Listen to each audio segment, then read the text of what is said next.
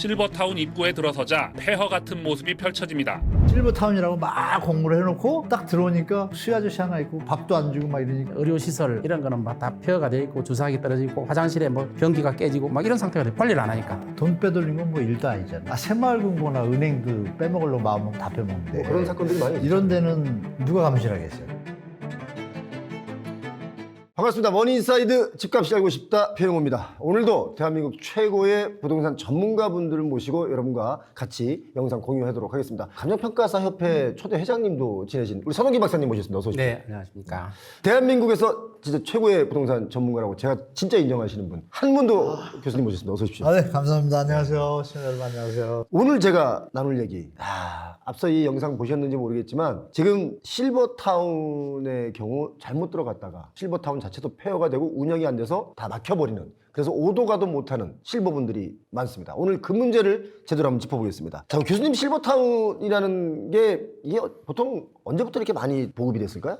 2000년 초 되면서 우리가 이제 노인 인구 늘어난다는 보도들이 나오고, 실제로 이제 2000년 5년도인가 6년도에 삼성병원에서 근처에다가 이제 상류층을 위해 가지고 병원이 가깝지 않습니까? 거기다가 이제 특별한 분들만 모시는 어떤 집을 지려고 하는데, 이거를 이제 법이 이렇게 완비가 안 됐어요. 그래서 뭐 설왕설래 하다가 노인복지법에서 이제 이거를 좀 다뤄가지고 뭐 혜택도 좀 주고, 땅도 아시겠지만 삼성병원 뒤쪽이 좀 약간 그린벨트잖아요. 하나 지었어요. 잘 됐어요. 잘 되고 나니까 이 일반 중견기업 업체들이 그 흐름에 따라가지고 한 2010년도, 11년도, 12년도 때 붐이 좀 입니다. 왜냐면 그때 건설 경기가 안 좋았잖아요. 그러니까 실버타운으로 딱 넘어가요, 대체로. 그래서 분양을 하다가 스톱이 된 현장이라든지 이런 것들 인수해가지고 싸게 그거를 이제 실버타운으로 복지법에서 좀 지원해줘가지고 절차도 간단하게 가고, 그러니까 싸게 샀으니까 또 싸게 분양이 되니까 거기서 이제 분양을 실시를 했어요. 그러니까 분양을 했는데 그러면 운영을 해야 되잖아요. 실버타운이라는 게 입주를 하고서 운영을 해야 되는데, 분양을 하면서 분양만 하고 막상 입주를 하니까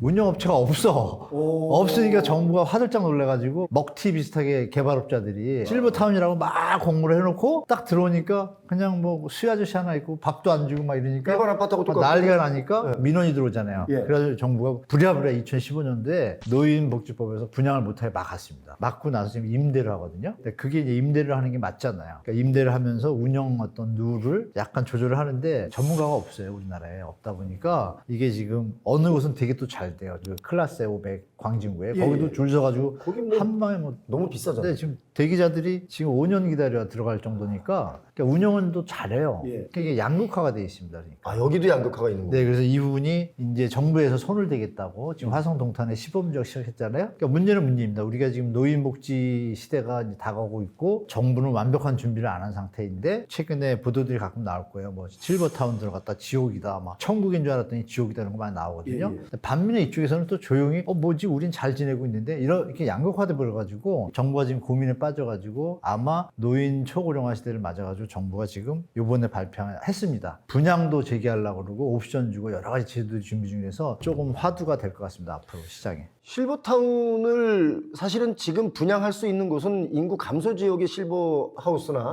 이런 걸 지으면 분양이 되는데, 수도권의 인구가 늘어나는 지역에 수도권에서는 일단 기본적으로 분양이 현재는 안 되고 있어요. 네, 맞습니다. 그러니까 임대로 가는 건데, 이게 법적으로 이 관리 체제가 부실한 이유가 뭐라고 보십니까? 감정평가 입장에서 보면. 노인복지법이 1981년에 생겼거든요. 그때 처음 생겼는데, 그때는 저도 관심이 없었죠. 젊으니까. 관심도 없다가 이제 요새 굉장한 관심을 갖게 돼요. 점점 나이가 들어가면서. 관심을 가지게 되니까. 근데 운영이 잘 되는 데도 있어요. 굉장히 만족하는. 그리고 제가 아는 분이 사시는 데는 완전히 지옥 같다, 이러는 분도 있어요. 분양을 해놓고 들어가서 사는데 분양을 받아놓으니까 황 교수님 말씀하신 것처럼 운영 주체가 없어요. 그럼 입주자 대표회에서 자체적으로 운영해야 되잖아요. 그럼 아파트죠 뭐. 근데 운영을 어떻게 해요? 그 외부에서 또 불러드려야 되잖아요. 전문가 인력도 들어와야 되고. 네. 그래서 그걸 또 팔리지도 않잖아요. 분양받은 거래. 그래서 거기 살다 보니까 막 벽체 갈라지고 녹물 나오고, 그 살던 분한테 직접 들었어요. 그다음에 의료시설 이런 거는 막 다 폐허가 돼 있고 주사기 떨어지고 화장실에 뭐 변기가 깨지고 막 이런 상태가 돼. 관리를 안 하니까. 집이라는 거 관리 안 하면은 폐허가 된 거죠, 폐허가. 거의 폐허가 됐어요. 그래서 후에 막심해가지고, 더군다나 분양받은 거니까 팔아야 되는데 팔리지도 않잖아요. 그래가지고 황 교수님 말씀한 것처럼 우리가 2015년인가요? 그때 폐지했어요. 분양형은. 임대형만 하고 있죠. 임대형은 그래도 관리를 해주니까 괜찮죠. 그래서 그때 폐지했는데, 물론 그 당시에 허가 받은 데는 계속 분양을 해왔죠. 그때 허가 준 거는 계속 할 수 있거든요. 그렇죠. 그래서 임대형을 했는데 임대형 중에서도 관리를 제대로 안 한 데가 있어요. 그러니까 이게 저거네요. 그러니까 뭐냐면 이게 정말 관리를 잘할 수 있는 업체가 있냐 없냐도 굉장히 관건이네요. 근데 그걸 또 일반 소비자들이 살피기는 너무 어렵잖아요. 어렵죠. 뭐 이름만 거창하게 붙였다고 해서 얘네는 관리 잘할 거야. 이것도 아니고. 그럼요. 자, 그런데 또 이런 얘기도 있어요. 보증금을 5억을 내고 들어갔는데 보증금을 보장받지 못한다. 뭐 이런 건 또 어떻게 뛰어먹고 도망가는 건가요? 네, 아까 이제 분양형 같은 경우는 이제 소유권을 가지니까 보증금이 아니라 이제 재산상의 손실을 보는 거죠. 근데 임대형 같은 경우는 이제 보증금을 내잖아요. 보증금을 내면은 보통 뭐 5년짜리도 있고 10년짜리도 있고 이제 돌려받는 기간이 아까처럼 운영이 잘못돼서 나오고 싶다 그래도 보증금 못 돌려받아요. 5년 그 계약할 때 그 기간이 있어요. 그 기간 내에는 돈을 못 돌려받거든요. 그래서 운영이 잘못하고 있는데 나오고 싶어도 못 나오는 거예요. 그래서 운영 주체가 누구냐에 따라서 임대형도 관리가 제대로 되고 안 되고 하는 거예요. 물론 실버타운도 아파트하고 똑같이 뭐 임대차 보호법이 그대로 적용돼요. 근데 문제는 그 계약서를 잘 봐야 돼요. 들어갈 때. 계약서 어떤 걸 적용될까요? 똑같이 뭐 우리 임대차 계약하고 똑같은 거 아니에요? 똑같은데 보증금을 돌릴 수 있으니까 뭐 5년, 10년 막 이렇게 장기간으로 하면 내가 그거 들어가서 사는데 마음에 안 든다. 나올 수가 없네. 보증금을 안 들면 못 나오는 거죠. 아니면 많은 손해를 보고 나오게 돼 있어요. 계약서에. 계약서 자체에 내가 냈던 보증금을 뭐 거의 다 까먹을 정도로 많은 손해가 될 정도로 다 규약이 돼 있다. 네. 그리고 운영 주체가 중간에 바뀌면서 또 안 좋아지는 경우도 있어요. 그러니까 운영 주체가 굉장히 중요하거든요. 저도 주변에 이제 들어가 있는 분들이 많은데 어떤 데는 굉장히 만족스러운 데예요. 그리고 어떤 데는 또 보증금 찾아서 나오려고 탈출하려고 노력하고 있고 이런 현상이. 최근에 이제 대기업도 손대잖아요. 이런 데서 손대면 아무래도 낫겠죠. 근데 시장 경제상 예를 들어서 이거 아닙니까? 운영을 잘해보려고 하다가 운영이 안 되니까 나 이제 사업 망했어. 손 틀고 나갈래. 그러니까 새롭게 또 누군가 새로운 운영 주체가 또 들어오죠. 바뀌죠. 근데 이거는 법적으로 막을 방법은 없는 거 아닙니까? 이 정도는? 정부에서 가이드 잡으면 가능합니다. 뭐 에스크로 형태로. 에스코로 잡고. 네, 감사받게 하고. 돈 빼돌린 건 뭐 일도 아니잖아요. 그렇죠. 일반 오피스텔 몇백 세대에도 이런 얘기 좀 죄송한데 전부 그런 건 아니고 관리소장님이나 경리 아가씨가 새마을금고나 은행도 빼먹으려고 마음먹으면 다 빼먹는데 뭐 그런 사건들이 많이 있어요. 이런 데는 누가 감시를 하겠어요? 이 요점은 뭐냐면 주기적으로 감사 어떤 회계에 대해서 오픈되고 운영하는 거를 체크할 수 있도록 그런 거를 정부가 가이드를 준다라면 미리 사전에 볼 수가 있잖아요. 그럼 애초에 또 들어갈 때 정부에서 그 운영 가이드나 어떤 지침이나 매뉴얼을 만들었을 거 아니에요. 분양할 때? 그러면 애초에 정부나 공공기관에서 노인복지잖아요. 국가의 어떤 어른들을 모시는 거니까. 그러면 그 운영안이 제대로 합법적인지 이런 걸 좀 체크하고 수익성이 맞는지. 예를 들어서 이런 거죠. 식사 비용을 갖다가 삼시세끼를 했는데 단가를 3,000원을 잡았어. 그건 말도 안 되잖아요. 못 만들지. 그러니까 이런 거를 10,000원을 잡으면은 아까 말씀드린 회계랑 겹쳐지면 밥은 제대로 될 것이고 뭐 수영장이나 이런 것들도 뭐 계약서나 이런 뭐 관리 계약서 이런 거 다 첨부해서 할 때 지금 정부가 분양 제도를 부활하려고 하거든요. 분양하고 나면 나가면 땡이잖아요. 운영하면 또 사고가 나잖아요. 그 이런 거를 사전에 저희가 지금 얘기해도 얘기가 나오잖아요. 그렇지. 다 나왔네 벌써. 그럼요. 그러니까 정부가 마음만 먹으면 정부와 국가가 우리 국민이라고 생각하고 의지만 있다라면 이건 충분히 관리가 가능하다고 봐요. 그리고 지원도 해주면 되잖아요. 그럼 노인분들이 얼마나 좋아하시겠어요. 요번에 그나마 좀 진일보된 거를 연구 중이라는 얘기 들었거든요. 근데 그거를 연구 중에 나갔다고 할 때 누가 그걸 감시하고 맞다 안 맞다를 할 감시 기구가 없잖아요. 사실 이제 앞으로 어쩌면 노인 인구가 늘어나기 때문에 이런 실버하우스나 실버타운 같은 이런 개념의 주택들이 아마 많이들 지어질 거고 이런 것들 많이 지으라고 또 아마 정부 정책을 만들어낼 겁니다. 그런데 실버타운에 들어가면 좋을 것 같은데 그래서 들어왔는데 들어갔더니 이런 것 때문에 너무 불편하더라 이런 얘기들이 많이 해요. 주로 어떤 게 이렇게 불편하다고 들으세요? 불편하다고 하는 분도 이야기 들어봤고 또 편하다고 하는 분도 이야기 들어봤는데 이제 불편한 거는 식사를 몇 끼를 거기서 의무적으로 먹어야 되고 돈을 그만큼 내야 돼요. 의무적으로. 그러면 이제 같은 식당에서 같은 밥만 계속 먹으면 학생 기숙사도 아니고 질린단 말이에요. 1년까지는 괜찮대요. 1년 지나니까 똑같은 데서 또 밥을 먹어. 밖에서 먹고 싶은데 근데 의무적으로 몇 끼는 먹어야 돼요. 뭐 한 달에 몇 끼 이런 식으로 정해져 있거든요. 우리 아파트에 아침 조식 주는 아파트 이런 아파트 있잖아요. 거기도 다 의무적으로 한 달에 몇 끼는 기본적으로 먹어줘야 돼요. 그거 안 먹어주면 그 조식 주는 서비스가 다 망가져요. 바로 실버타운이 그거예요. 의무적으로 먹어야 돼요. 그러니까 내가 먹기 싫은데도 더군다나 음식이 맛이 없어지기 시작하면 이제 밖에서 먹고 싶잖아요. 그런데도 거기서 먹어야 되는 문제가 생기고 단체 생활하는 것처럼. 네, 단체 생활. 그다음에 또 하나 이제 단점은 안에 들어가면은 일단 나이 많은 분들끼리만 있잖아요. 남녀노소 이렇게 막 섞여 있어야 되는데 노소가 없단 말이에요. 노만 있단 말이에요. 노노. 들어가서 대화가 전부 똑같아요. 우리 한국 분들이 들어가서 대화하는 거는 자식이 어떻게 된다. 내 자식이 뭐 잘 됐다 못 됐다 이런 이야기 맨날 하는 소리가.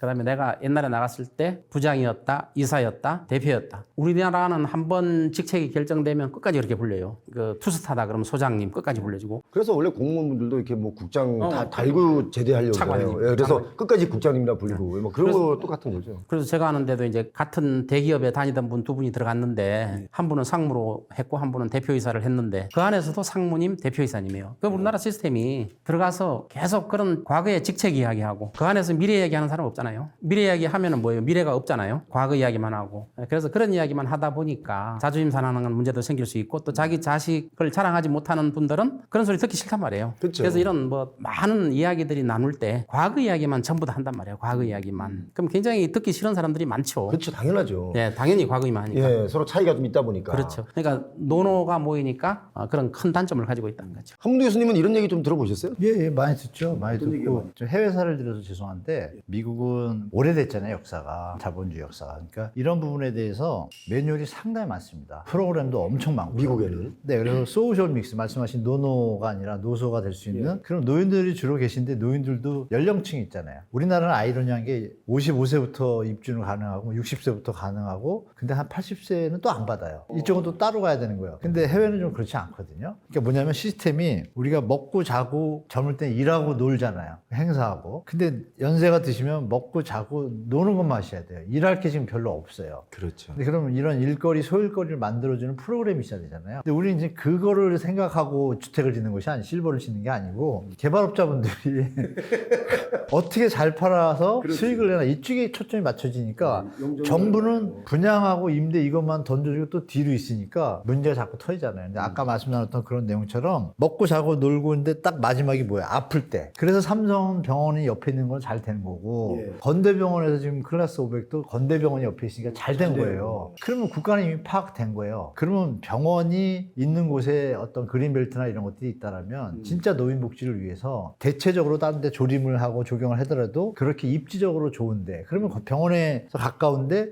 나가면 건대거리잖아요. 뭐 이런 소셜 믹스의 대체 효과? 이런 걸 감안해서 해야 되는데 지금 우리나라는 지금 분위기가 딱 어떻냐면 한적한 곳에. 광고만 엄청 때려가지고 한적한 곳인데 마치 평생 먹고 자고 놀고 재밌게 살 것처럼 해놓고 들어가 보면 답이 없는 거죠. 운영도 안 되는 것도 있고. 그러면 이게 좀 나중에 또 사회 문제가 될 거라고 보기 때문에 이 부분은 제가 볼 땐 정부가 뭐 이렇게 분양하고 뭐 조건을 간다 이렇게 깔짝깔짝 될 게 아니라 전체적으로 노인 회장님 모시고 표 대표님 모시고 서 박사님 모시고 다 얘기를 종합 한 3년 동안 다 짜면 정말 마스터 플랜이 나오지 않을까요? 그러고서 하면 좋겠어요, 저는 왜 지금 우리 한문도 교수님의 이 말씀을 정부 관계자가 이걸 좀 봐야 된다고 생각을 하냐면 지금 중요한 전환점이기 때문에 그렇습니다. 전환점이 아니라면 모르겠지만 전환점에 왔기 때문에 지금 잘못 만들면 앞으로 계속 그대로 가거든요. 법이란 거 한번 만들어 놓으면 그 다음에 이게 바뀌기가 좀 너무 힘들지 않습니까? 그래서 전환점일 때 이런 이야기를 좀 귀를 기울였으면 좋겠다. 그래서 우리 국민 여러분들도 이런 문제가 생기면 뭐 이게 이럴 줄 알았어 이게 아니라 대체로 어떻게 하면 되겠다. 이거 좀 이런 아이디어 있으면 댓글로 좀 많이 남겨주시기 바랍니다. 좀 전에 분양형이 문제가 있어가지고 폐지됐다가 이제 분양형을 다시 하잖아요. 이제 정부에서 한다고 지금 계획을 세워서 발표를 하고 있잖아요. 근데 정부 관계자가 발표하는 걸 보니까 인구 감소 지역에, 인구 소멸 지역에 주로 짓겠다. 이거는 저는 문제가 있다고 봐요. 국민 기만이죠. 사람도 나이가 자꾸 들어서 소멸돼 가는데 거기다 또 소멸 지역에다 짓는다. 그러면 인기가 없어요. 그래서 미국 같은 데 보면은 최고의 요지에 미국은 지금 실버타운이 한 3만 개 정도 있어요. 미국 전체. 그럼 우리나라는 10%는 있어야 되잖아요. 그 3천 개는 있어야 되잖아요. 지금 몇 개 있는지 알아요? 100개도 안 돼요. 제대로 된 규모에 갖추고 있는 거는 30 몇 군데뿐이 안 돼요. 지금 실버타운이. 저희가 조사한 데는 한 15개밖에 안 되더라고요. 네, 그 실제로는 굉장히 적어요. 근데 미국은 3만 개 있단 말이에요. 일본도 3천 몇백 개가 있어요. 네. 그래서 이번에 이제 미국의 실버타운 중에 한 군데 가봤어요. 라구나 우즈라는 데 가봤는데 거기는 3만 6천 명이 거주해요. 그리고 시 자체가 55세 이상 아니면 못 들어와요, 그 시에. 그리고 그 안에는 굉장한 시설이 갖춰져 있어가지고 또 자녀들도 와서 들어가서 기거하기도 하고. 그다음에 55세 이상이 들어오는데 배우자 중에 한 명만 55세면 돼요. 한 명은 55세, 부인은 20세. 그럼 부인도 들어와 살 수 있다는 거예요. 그래서 55세 이상이면 다 살 수 있거든요. 근데 거기는 시설이 얼마나 잘 돼 있냐면은 그 안에 자동차 안 타고 다니고 골프 카트 있죠. 대부분 골프 카트 그리고 하나의 시예요. 그리고 전부 다 게이트 커뮤니티가 돼 있어가지고 그 대문을 통하지 않으면 들어올 수가 없는 굉장히 안전한 지역이거든요. 골프도 마음대로 치고 시설이 너무 잘 돼 있어요. 그리고 거기는 분양형, 임대형, 콘도 뭐 다 갖추고 있어요. 그래서 너무나 편리하게 돼 있고 일단 입지가 바닷가에 엄청 좋은 지역에 있는 거예요. 근데 우리나라는 인구 소멸 지역에다가 설치한다? 저는 정부에서 어떤 혜택을 주더라도 입지가 좋은 곳에 설치해야 된다고 봐요. 저는 이게 뭐냐면 어떻게 생각하냐면 정부 이 정책 만드는 분들이 이제 이거예요. 인구 소멸 지역에 사람이 가서 이주해서 살면 인구가 늘어난다. 그러면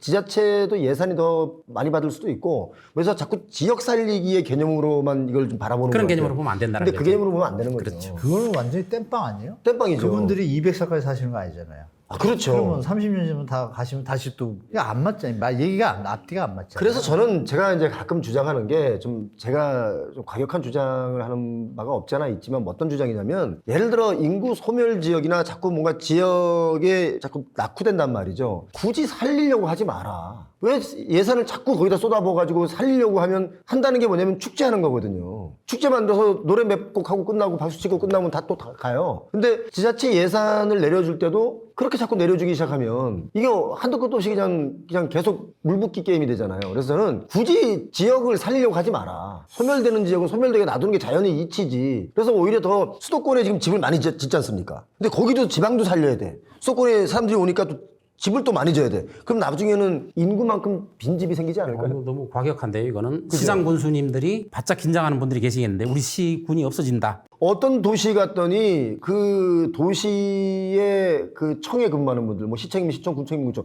그 지역에 근무하는 그분들이 그 지역에서 삼성전자 역할을 해요. 그러니까 굳이 그렇게까지 해야 되느냐. 그리고 또 살아날 지역은 뜯어 말려도 또 살아나요. 제가 볼 땐 그렇습니다. 아무튼 그런 얘기인데 우리 박사님 말씀은 인구 소멸 지역에 이런 거 하는 것은 아니다. 아니죠. 저 추원 드릴게요. 지금 표 대표님 말씀 주신 것처럼 우리 기억나시는 게 도시 재생 뭐 많이 했었잖아요. 예. 그거 다 어디 갔나요? 글쎄요. 도시재생지원센터가 전국에 세워졌고요. 센터장을 또 놨어요. 뭐 한 게 없어요, 별로. 시내는 종로 창신동 이쪽에 보면 벽에 벽화 그리는 거. 그리고 또 어디 땡땡 지역은 가면 벽화 그리고 담 무너진 거 세워놓고. 이게 다예요. 근데 돈이 엄청 들어가요. 근데 지금 말씀하신 소멸 지역이에요. 그리고 또 그때는 지자체에서요. 말씀하신 군수나 이런 분들 통해가지고 이제 제안이 올라와요. 그러면 그 당시 기억나시겠지만 도시재생으로 예산을 막 이렇게 나눠줬어요. 그러면 깜짝 놀랐던 심사위원분 얘기인데요. 교수님이던 사례인데 저 그 얘기 듣고 너무 놀랐는데 심사를 하러 갔대요. 찾길도 없대요. 하여간 뭐 이렇게 경운기 비슷하게 타고 갔는데 그냥 아무도 없고 아무도 찾아오지 않는 그냥 바닷가의 한 비치인데 거기에다가 요트장을 차린다고 그래서 예산을 신청했다는 거예요. 그러니까 이게 예산을 그냥 빼먹는 위주인 거예요. 그러면 이런 것들을 모아서 말씀처럼 선택과 집중을 잘하면 말씀하신 여긴 정말 여기는 상황 보니까 차라리 이쪽 읍내에 다 같이 모여서 여기를 지원하는 게 낫겠다 그러면 한 곳에 모이면 거점이 잡히잖아요. 그렇죠. 그러면 거긴 뭐 여행 갈 때 한번 가면 되고 여기서 살면 되니까 그런 곳에 집중을 해야 되는데 지금 아시겠지만 대한민국이 역사상 제가 생각하기에 고려시대 이후로 탐관오리가 제일 많은 시대에 제가 살고 있는 것 같아요. 지금 근데 제가 여길저길 봐도 탐관오리가 안 보이는 데가 없어요. 거짓말하지. 이런 때가 있었나? 그러니까 제가 볼 때 지금 우리 격변기 온 것 같아요. 지금 저희가 이렇게 말씀 나눈 자체가 이제는 우리 후세나 미래를 위해서 선택과 집중, 탐관오리 척결 뭐 이런 분위기 그러면서 국가를 살리는 말씀하신 이런 걸 냉정히 판단해서 냉정히 판단할 필요가 세금 있다는 안 세게 하고 거죠. 예. 이렇게 했으면 좋겠어요. 아무튼 노인분들께 여쭤보니까 어디서 노후에 살고 싶으십니까 이제 그랬더니 살고 있는 도시에서 계속 살고 싶다. 내가 여기서 계속 살고 싶다. 이런 분들 많은 거예요. 그러니까 어디로 자꾸 이주를 시켜준다. 뭐 지방으로 가면 혜택을 준다. 이런 게 사실은 안 먹히는 거죠. 싫지요. 제가 최근에 여기저기 아파트 단지 임장을 정말 많이 가거든요. 주말 되면 뭐 거의 뭐 하루에 어떤 날은 5만 보도 걸을 때가 있고 보통 3만 보 이상은 다 많이 걷고, 걷네요. 예, 막 다리가 막 뻐근할 정도로 걷는데 가서 보면 대다수의 아파트들의 어르신들만 사는 지역이 있고 또 젊은 세대와 같이 어울려진 동네가 있어요. 뭐 동탄의 경우는 남녀노소가 이렇게 다 섞여 있는데 일자리가 이제 많이 늘어나니까. 그런데 강남도 가면 전부 노인분들만 계신 데가 있어요. 맞아요. 그리고 얼마 전에 분당을 갔는데 그 분당조차도 노인, 어르신분들만 사는 아파트가 있어요. 저는 그 아파트 미래가 걱정되더라고요. 그러니까 이런 게 과연 앞으로 이렇게 계속 가야 되느냐. 소셜 믹스가 되려면 아까 우리 교수님, 박사님 말씀하신 것처럼 남녀노소의 소셜 믹스가 좀 있으면 좋겠다. 이런 얘기를 좀 생각을 해봤습니다.